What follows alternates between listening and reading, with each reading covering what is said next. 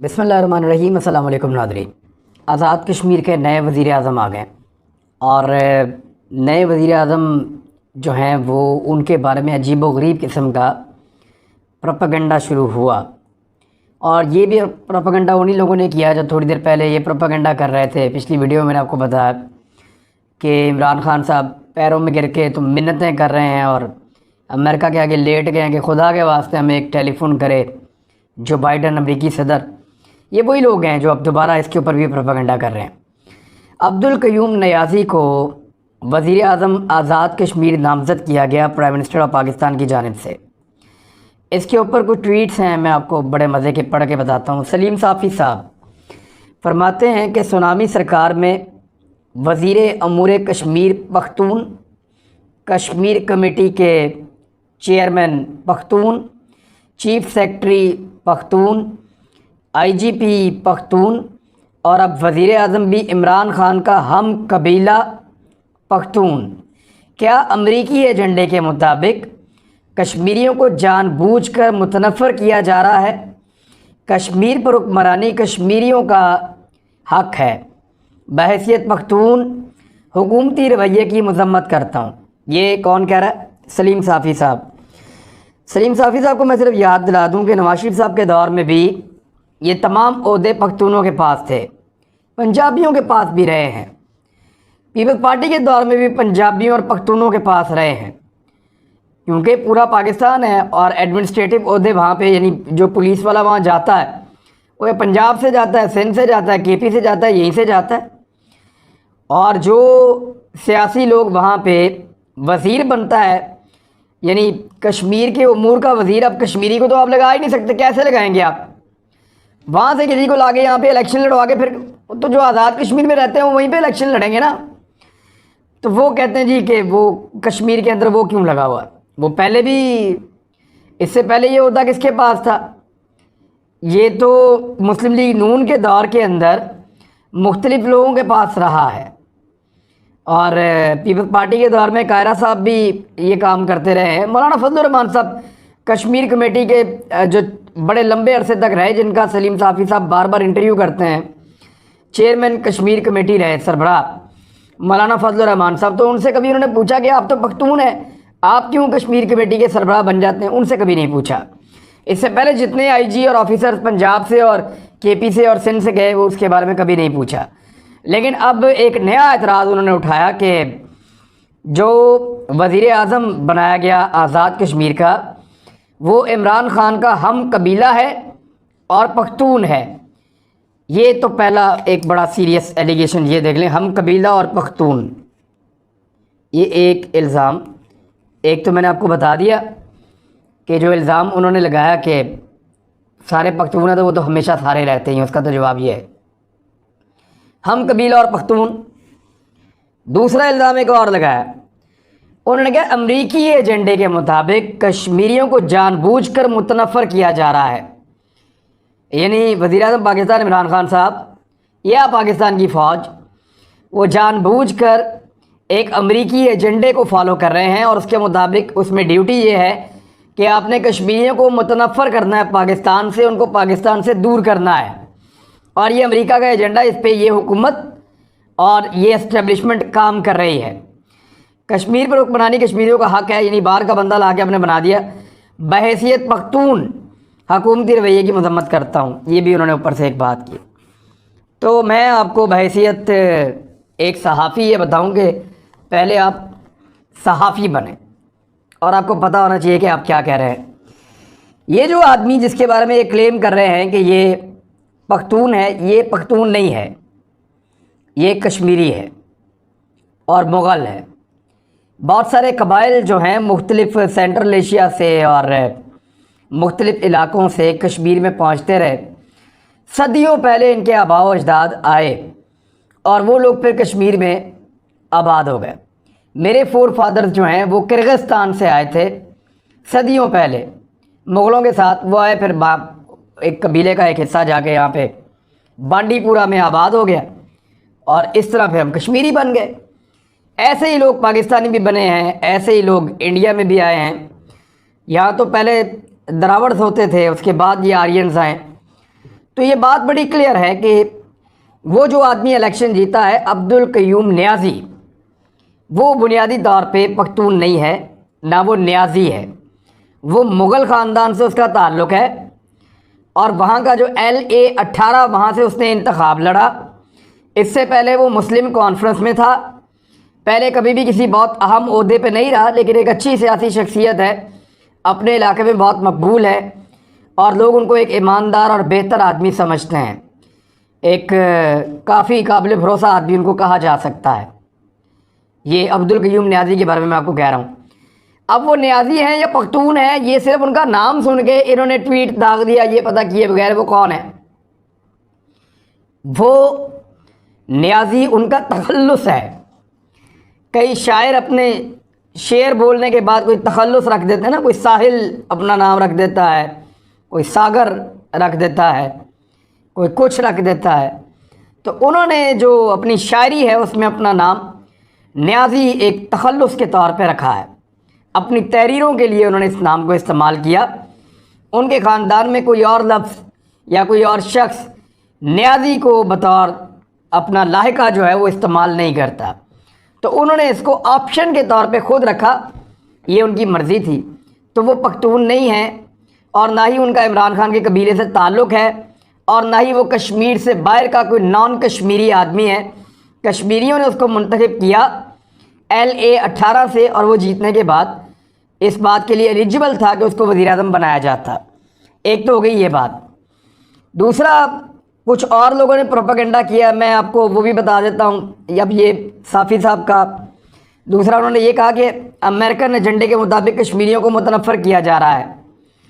تو آپ کی ساری متھی الٹ گئی صافی صاحب، یہ عجیب و غریب ہی آپ نے کام کیا ہے۔ کون سا امریکی ایجنڈا؟ یعنی اگر امریکی ایجنڈے کے مطابق ایک نان کشمیری کو آپ یہ کہہ رہے ہیں کشمیر کا وزیر اعظم بنایا گیا ہے، تو پھر آپ کی خبر غلط ہے، اور اس پہ آپ کو معذرت کرنی چاہیے۔ مذمت آپ پہلے ہی کر چکے ہیں، تو اپنی خبر کی مذمت کرتے ہوئے آپ اس کے اوپر معذرت کر لیں، یہ بھی ایک صحافتی ذمہ داری ہوتی ہے۔ اچھا، ایک اور پروپیگنڈا بھی کیا گیا، وہ یہ کچھ لوگوں نے کہا کہ یہ کوئی روحانی چکر ہے۔ یعنی یہ کتنا بڑا ایک ایلیگیشن ہے کہ ایک پورا آزاد کشمیر ہے، ایک ملک ہے، اس کا وزیر اعظم، اس کا انتخاب ایک روحانی چکر میں کر دیا گیا۔ یعنی یہ عمران خان صاحب پہ ایلیگیشن لگتا ہے کہ وہ اپنے بڑے قریبی لوگوں سے مشورہ کرتے ہیں، اور ان کو ایک روحانی سلسلہ بنا کے دیا جاتا ہے، کوئی نمبر نکلتے ہیں، کوئی عین غین نکلتی ہے، کوئی اور چیز نکلتی ہے، حروف تہجی، اور اس کی بنیاد پہ وہ فیصلہ کرتے ہیں کہ کس کو بنانا ہے اور کس کو نہیں بنانا۔ یہ ایک بڑی عجیب بات ہے، اور میں حیران ہوتا ہوں کہ ان باتوں کو وہ میڈیا لکھ رہا ہے پاکستان کا جس کو کریڈیبل میڈیا کہا جا سکتا ہے۔ یعنی پاکستان کے بڑے بڑے میڈیا ہاؤسز اس کے بارے میں لکھ رہے ہیں جو شام کے اخبارات کی خبریں تھیں، تو اس حد تک ان کا لیول گر گیا ہے۔ اب دو چیزیں پروپیگیٹ کی جا رہی ہیں۔ کچھ لوگ کہہ رہے ہیں اسی قبیلے کے، یعنی قبیلہ جب میں کہہ رہا ہوں تو یہ وہ لوگ ہیں جو اس ریاست کے خلاف اپنا بیانیہ لے کر آتے ہیں۔ کچھ لوگ کہہ رہے ہیں کہ یہ روحانیت کی وجہ سے کیا گیا ہے۔ کسی نے یہ کہا کہ 13 اور 18 کا ہندسہ عمران خان کو دیا گیا تھا، کسی نے یہ کہا کہ آئین نکال کر دی گئی تھی کہ آئین سے نام ہونا چاہیے، تو یہ عبدالقیوم آ گیا۔ ہر ایک نے اپنی اپنی زبان بولی ہے، لیکن یہاں پہ اسی قبیلے کے لوگ سیم ٹائم میں یہ بھی کہہ رہے ہیں یہ تو اسٹیبلشمنٹ کا بندہ ہے جو آ گیا۔ یعنی عمران خان صاحب اپنا پولیٹیکل بندہ نہیں لا سکے، یہ اسٹیبلشمنٹ کا بندہ ہے جس کو لایا گیا ہے آزاد کشمیر کا وزیر اعظم بنا کر۔ اب کیا پاکستان کی جو فوج ہے وہ لوٹے گھما کے چل رہی ہے؟ پاکستان کی جو فوج ہے وہ فالے نکال رہی ہے؟ یا پاکستان کی فوج جو ہے وہ اتنی توہم پرست ہو گئی ہے کہ وہ اب حروف تہجی اور اعداد و شمار کے اوپر اپنے وزیر اعظم آزاد کشمیر کا فیصلہ کر رہی ہے؟ ایک ایڈمنسٹریٹو ڈیسیجن تھا، یہاں پہ ایک ڈیڈ لاک تھا، اور سردار تنویر الیاس کو مخالفت کی جا رہی تھی کچھ لوگوں کی جانب سے۔ دوسری جانب جو بیرسٹر سلطان ہے ان کے نام پر بھی مخالفت کی جا رہی تھی، کیونکہ پیپلز پارٹی میں وہ رہے ہیں، تو جو PTI ہے ان کی جانب سے مخالفت کی جا رہی تھی۔ تو ان دو ناموں کے اوپر زیادہ مخالفت آنے کے بعد جو تیسرا نام اور چوتھا نام دیا گیا اس پہ بھی مخالفت آئی۔ تو پھر جب جائزہ لیا عمران خان صاحب نے تو یہ سب سے بہتر ایک امیدوار سامنے آئے، اور ان پہ جو فریقین تھے انہوں نے اعتماد کا اظہار کیا، یعنی بیرسٹر سلطان بھی ان کے تعلق والے ہیں، سردار تنویر الیاس بھی ان کے تعلق والے ہیں، اور باقی لوگوں سے بھی ان کو پرابلم کوئی نہیں تھا۔ تو ایک غیر متنازع وزیر اعظم آزاد کشمیر میں لایا گیا ہے، یہ ہے وہ خبر۔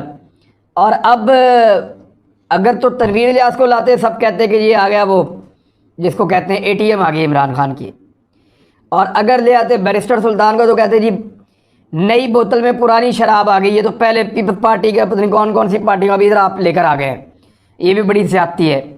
کسی اور کو لاتے، ہر ایک کو لانے کے پیچھے کوئی نہ کوئی پروپیگنڈا ہونا تھا، اور پروپیگنڈے کے پیچھے جواز کوئی نہیں ہوتا۔ یعنی یہاں پہ لوگ ایکسپوز ہوئے ہیں یہ کہہ کر کہ ایک غیر کشمیری کو جو نیازی ہے، پختون ہے، اس کو بنا دیا کشمیر کا وزیر اعظم۔ یعنی تنقید کرنا بہت ضروری ہے، عمران خان کی اور ریاست کی مخالفت کرنا بہت ضروری ہے، تحقیق کرنا ضروری نہیں ہے، پتہ نہیں کرنا آپ نے کہ ایکچولی خبر ہے کیا۔ اسی وجہ سے بعض اوقات جو ہے وہ چیزیں جب سامنے آتی ہیں پھر شرمندگی بھی ہوتی ہے۔ ایک اور خبر کشمیر کے حوالے سے بڑی امپورٹنٹ ہے، کشمیر پریمیئر لیگ ہونے جا رہی ہے، اور کے پی ایل کے نام سے اس میں 6 ٹیمیں ہوں گی۔ کشمیریوں نے اس میں بڑی محنت کی ہے اور وہ اس کو ایک اچھا ایونٹ بنانا چاہتے ہیں، اور اس ایونٹ کے لیے انہوں نے دنیا بھر کے ان کھلاڑیوں کو جو ریٹائر ہو چکے ہیں رابطہ کیا، اور نے کہا جی آپ آئیں اور آ کر ہماری اس لیگ کے اندر شرکت کریں۔ پی سی بی نے کچھ ورلڈ کپ کی وجہ سے اور کچھ میچز لگاتار پاکستانی ٹیم کے چل رہے ہیں، اس کی وجہ سے جو سینٹرل کانٹریکٹ والے کھلاڑی ہیں وہ تو نہیں دیے، لیکن پاکستان کے بڑے سٹارز اس کے اندر کھیلیں گے، اور بڑے سٹارز میں شاہد افریدی اور دیگر اس طرح کے لوگ ہوں گے، اور وہاں پہ ایک میلہ لگے گا 6 تاریخ سے، اچھے میچز ہونے والے ہیں اور 6 ٹیمیں اس میں کھیلیں گی۔ انڈیا نے اس میں کیا کیا، یعنی بھارت بطور ریاست تو پاکستان کے خلاف رہتا ہے ہمیشہ، لیکن بھارتی جو کرکٹ بورڈ ہے اس نے بڑی زیادتی کی ہے، اور پاکستانی میڈیا میں یہ خبریں کافی دنوں سے چل رہی تھیں، لیکن اب کیونکہ موقع ہے اور کشمیر والے معاملے کے ساتھ جوڑ کے میں چاہتا ہوں کہ آپ کو اس کے بارے میں بتایا جائے۔ ہوا یہ ہے کہ بی سی سی آئی یعنی جو بھارتی کرکٹ بورڈ ہے اس نے نہ صرف مختلف ممالک کے بورڈ سے رابطہ کیا بلکہ کچھ کھلاڑیوں سے براہ راست رابطہ کر کے ان کو کشمیر پریمیئر لیگ میں حصہ لینے سے روکنے کی کوشش کی ہے، بلکہ اس نے یہ بھی کہا کہ اگر آپ کے کھلاڑی یا آپ لوگ جاتے ہیں پاکستان اور وہاں جا کے آزاد کشمیر کے اندر میچز کھیلتے ہیں اور کشمیر پریمیئر لیگ کا حصہ بنتے ہیں تو پھر ہم آپ کو آئندہ انڈیا میں نہیں داخل ہونے دیں گے کسی بھی کام کے لیے، نہ کھیلنے کے لیے نہ کسی اور کام کے لیے۔ انڈیا کے دروازے آپ کے لیے ہمیشہ کے لیے بند ہو جائیں گے۔ کشمیر پریمیئر لیگ کے صدر عارف ملک نے ایک اور دعویٰ کیا ہے، انہوں نے کہا کہ کھلاڑیوں کے علاوہ کچھ کمنٹریٹرز کو بھی روکا گیا ہے جن کی کمی پوری کرنے کی ہم کوشش کر رہے ہیں۔ بھارتی کرکٹ بورڈ کے ایک آفیشل نے اس بات کی تصدیق کی ہے کہ بی سی سی آئی نے تمام ممالک سے رابطہ کر کے انہیں اپنے کھلاڑی کے پی ایل کے لیے ریلیز نہ کرنے کی ہدایت دی تھی، اور غیر ملکی کھلاڑیوں کے اس پہ کوئی رد عمل بھی آیا ہے، خاص طور پہ جو جنوبی افریقہ کے کرکٹر ہیں ہرشل گبز، انہوں نے کشمیر پریمیئر لیگ میں وہ اوورسیز کشمیریوں کی ایک ٹیم ہے اوورسیز واریئرز، اس کی وہ نمائندگی کر رہے ہیں۔ انہوں نے اپنی ٹویٹ میں دعویٰ کیا کہ بی سی سی آئی کی جانب سے پاکستان کے ساتھ اپنا سیاسی ایجنڈا درمیان میں لاتے ہوئے مجھے کے پی ایل میں کھیلنے سے روکنے کے اقدام انتہائی غیر ضروری ہیں۔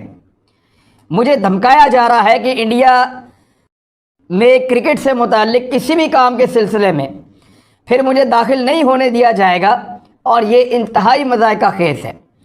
یہ تو ہرشل گبز کی میں نے آپ کو بتایا کہ یہ ٹویٹ تھی۔ اس کے علاوہ مونٹی پیسر نے اپنے ایک بیان میں بتایا کہ بی سی سی آئی نے انہیں مشورہ دیا تھا کہ اگر وہ کشمیر پریمیئر لیگ میں حصہ لیتے ہیں تو انہیں اس کے نتائج کے طور پر مستقبل میں بھارت کا ویزا جاری نہیں کیا جائے گا اور نہ ہی ملک میں کام کرنے کی اجازت دی جائے گی۔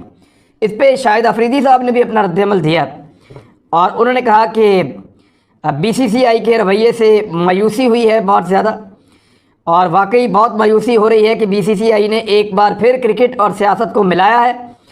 KPL کشمیر پاکستان اور پوری دنیا میں کرکٹ کے شائقین کی لیگ ہے. ہم ایک بہترین شو کریں گے اور اس قسم کے رویے سے ہم اپنا حوصلہ نہیں ہاریں گے. اب یہ بھارتی کرکٹ بورڈ نے ICC سے بھی رابطہ کیا, یعنی انٹرنیشنل کرکٹ کونسل جو ہے وہاں پہ بھی رابطہ کیا BCCI نے. وہاں پہ انہوں نے کہا کہ جی وہ بند کروائیں آپ اس کے خلاف آپ فیصلہ دیں اور اس کے اندر جو کھلاڑی جو ہیں ان پہ پابندیاں لگائیں. تو اس پہ جو خط انہوں نے لکھا اس نے کہا کشمیر ایک متنازع حیثیت کا علاقہ ہے اور وہاں پہ یہ چیز کروائی جا رہی ہے اور میچز کھیلے جا سکتے ہیں. تو اس حوالے سے دو ممالک کے درمیان ایک تنازع ہے اور ICC نے پھر کشمیر پریمیئر لیگ کو منظور نہ کرنے کے حوالے سے جو اپیل تھی بھارت کی یا جو درخواست تھی اس کو مسترد کر دیا. انہوں نے یہ کہا کہ یہ کوئی انٹرنیشنل ایونٹ تو ہے نہیں جس کے اوپر ICC جو ہے اس کا دائرہ کار آتا ہو, اور دوسرا یہ کرکٹ کا معاملہ ہے, لہٰذا انہوں نے اس کو مسترد کر دیا. بھارت کی اس اپیل کو یہاں پہ ان کو منہ کی کھانی پڑی, لیکن کچھ کھلاڑیوں کو بھارت روکنے میں کامیاب رہا, کچھ کھلاڑیوں کو نہیں روک پایا. وہ آئیں گے پاکستان میں کھیلیں گے, لیکن انتہائی افسوس کی بات یہ ہے کہ ہمیں یہ بات سمجھ نہیں آتی اور ہم اس بات کو انڈرسٹینڈ کرنے پہ تیار نہیں ہیں کہ ہمارا دشمن کوئی بھی موقع ہاتھ سے جانے نہیں دیتا. وہ ہر میدان میں مقابلہ کرتا ہے, ہر میدان میں ٹف ٹائم دیتا ہے, اور ہم ہر مرتبہ یہ کہتے ہیں کہ ہمیں ماضی بھول کر آگے چلنا چاہیے. ہم ہر مرتبہ یہ کہتے ہیں کہ آئیے دوستی کا ہاتھ بڑھاتے ہیں. ہم ہر مرتبہ ان کو یہ کہتے ہیں کہ آگے بڑھنا ہے, مذاکرات کا. ہم ان چیزوں کی طرف کیوں جاتے ہیں؟ اب تو اس کو پہچان لیں آپ کہ وہ کھیل تک کا دشمن بنا ہوا ہے, ایک حد سے آگے گزرا ہوا دشمن. لہذا پاکستان کو اور پاکستانیوں کو جتنی جلدی اس بات کی سمجھ آ جائے, خاص طور پہ ان لوگوں کو جو یہاں پہ بیٹھ کے انڈیا کا مقدمہ لڑتے ہیں, تو اتنا ہی ہم سب کے لیے اچھا ہوگا. اب تک کے لیے اتنے, اپنا خیال رکھیے گا, اپنے اس چینل کا بھی. اللہ حافظ.